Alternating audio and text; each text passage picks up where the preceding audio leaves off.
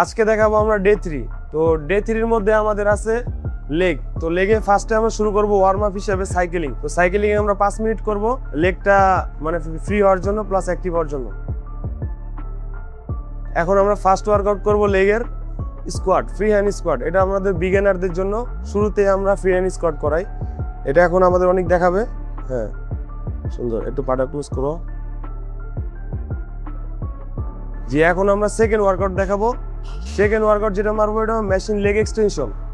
তো অনেক আমাদের দেখাবে মেশিন লেগ এক্সটেনশনটা স্লো, আস্তে আস্তে উঠবে, আস্তে নেগেটিভ রেঞ্জ অফ মোশন। এটাও সেম 4 সেট 15টা রেপ। যে এখন আমরা দেখাবো থার্ড ওয়ার্কআউট। এটা হলো মেশিন লেগ কার্ল। এটা হ্যামস্ট্রিং এর জন্য।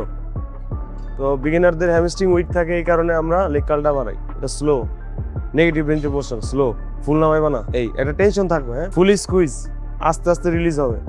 এটা 4 সেট 15টা রেপ। আজকে লেগ ডেতে সর্বশেষ ওয়ার্কআউট, সেটা হলো কাল্ফ মাসলের। এটার জন্য মারবো আমরা। হ্যাঁ স্লো, এটা স্কুইজ হবে।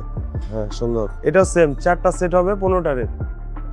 আজকে আমরা দেখাইলাম লেগের ওয়ার্কআউট। তো লেগের ওয়ার্কআউটের মধ্যে যে কয়টা ওয়ার্কআউট দেখাইছি আমরা, তো এটা হলো আপনাদের বিগিনারদের জন্য।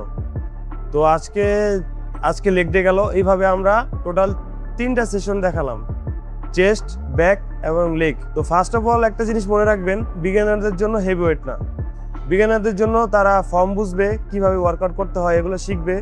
তো বিগিনার জিনিসটাই হলো তারা শুরু থেকে আস্তে আস্তে গ্রো করবে। তো এই সময় যদি তারা হেভি ওয়ার্কআউট করে বা হেভি ওয়েট নেয়, সেই ক্ষেত্রে তাদের ফান্ডামেন্টালটা, বডি স্ট্রাকচারটা ভালো হবে না। তো নেক্সট ভিডিও দেখার জন্য আমাদের পেজটাকে ফলো করে দেন এবং ফিটনেস স্টেশন এবং জাইরো ফিটের সাথেই থাকুন।